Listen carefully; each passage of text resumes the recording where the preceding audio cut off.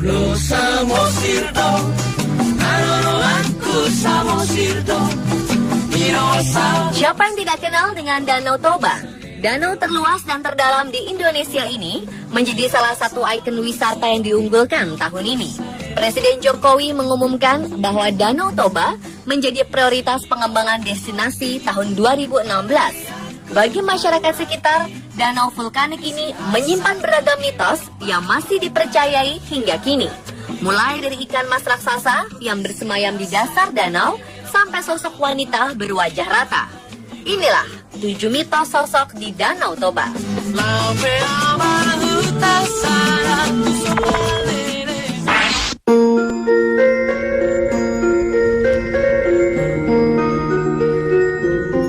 Danau Toba yang luas dan dalam membuat kepercayaan tentang ikan mas raksasa yang bersemayam di dasar danau masih dipercaya secara turun-temurun. Masyarakat Toba meyakini bahwa ada 3 ekor ikan mas yang sangat besar. Masing-masing ikan mas berwarna merah, hitam, dan putih. 3 warna ini merupakan warna khas suku Batak. Banyak masyarakat yang mengaku sering melihat ikan ini dengan ukuran antara 5 hingga 10 meter melintasi danau.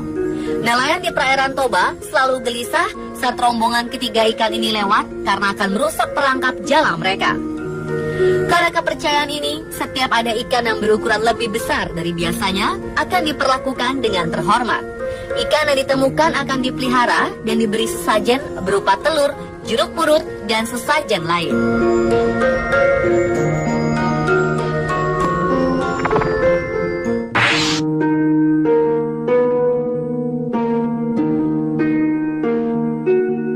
Sosok berikutnya adalah seekor naga penjaga Danau Toba. Konon kabarnya, naga ini adalah anak leluhur Toba yang menjaga danau agar tidak kering. Naga ini masih sering muncul hingga sekarang. Beberapa nelayan yang sedang menjala ikan di danau kadang sering bertemu makhluk besar bersisik seperti ular besar berenang di danau. Namun belum ada yang bisa membuktikan keberadaan naga ini. Dengan luas dan dalamnya danau, kepercayaan tentang naga ini tetap dianggap masuk akal. Panjang naga diperkirakan setengah dari keliling Danau Toba. Jadi, yang masih leluasa hidup di danau tersebut.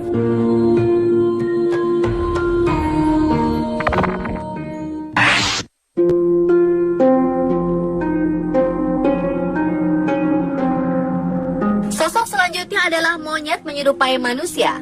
Sosok ini pertama kali tersebar ketika sekelompok mahasiswa menghabiskan malam bersama di tepi Danau Toba. Kelompok pemuda ini mengabadikan gambar mereka dengan berfoto bersama. Salah satu foto menampilkan sesosok makhluk yang agak aneh. Makhluk itu terlihat berada jauh di belakang mereka. Bentuknya seperti monyet, namun mirip manusia yang berwajah tua.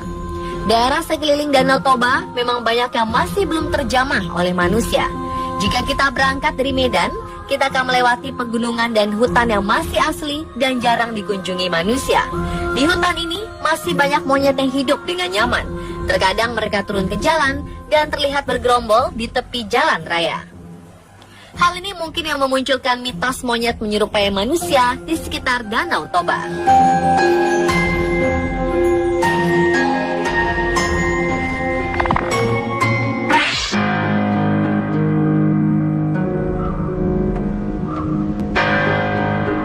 Danau Toba dikelilingi oleh pegunungan yang masih asri. Hal ini membuat suhu di Danau Toba akan berubah menjadi dingin ketika malam hari.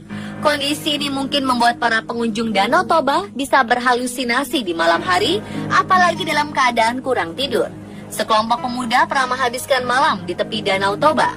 Karena tidak bisa tidur, mereka memutuskan untuk menghabiskan malam dengan bermain di tepi danau tersebut. Salah satu pemuda tiba-tiba melihat sesosok wanita muncul dari permukaan air. Sosok ini semakin mendekat dan betapa terkejutnya pemuda ini bahwa yang dia lihat adalah seorang wanita yang bermuka rata, tanpa mata, hidung, dan mulut. Kemunculan sosok ini membuat sang pemuda ketakutan dan berteriak seperti orang kesurupan. Rekan-rekan yang bersamanya pun berusaha menyadarkan pria ini. Namun tidak satu pun yang melihat sosok perempuan berwajah rata tersebut kecuali pemuda ini. Cerita ini pun tersebar dan menjadi mitos di Danau Toba.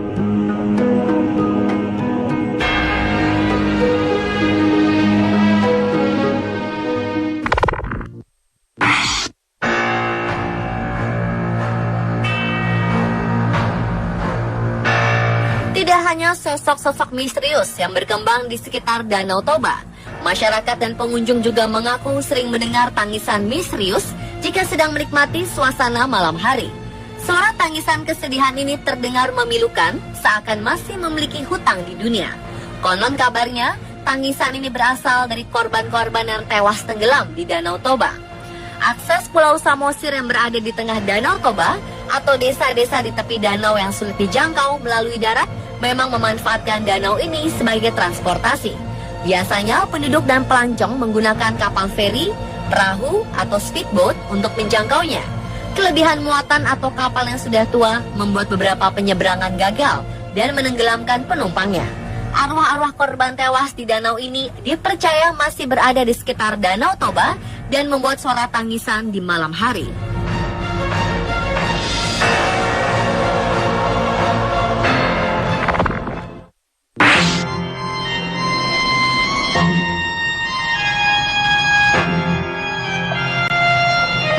Pada akhir tahun 1948, Belanda kembali ingin merebut kemerdekaan negara Indonesia.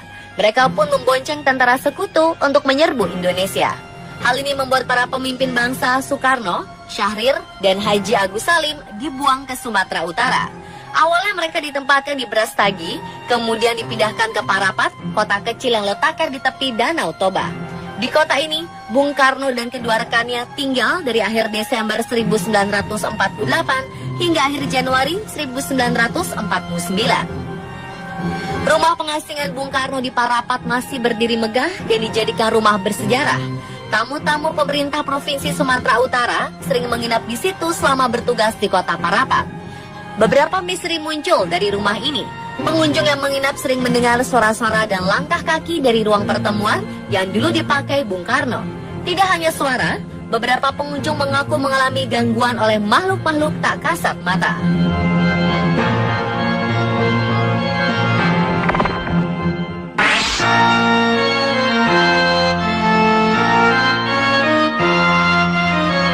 Begu Ganjang dalam bahasa Toba berarti hantu yang berukuran panjang. Makhluk mistis ini sudah sejak lama dikenal oleh masyarakat Batak. Menurut penduduk di sekitar Danau Toba, Begu Ganjang kadang menghantui daerah sekitar.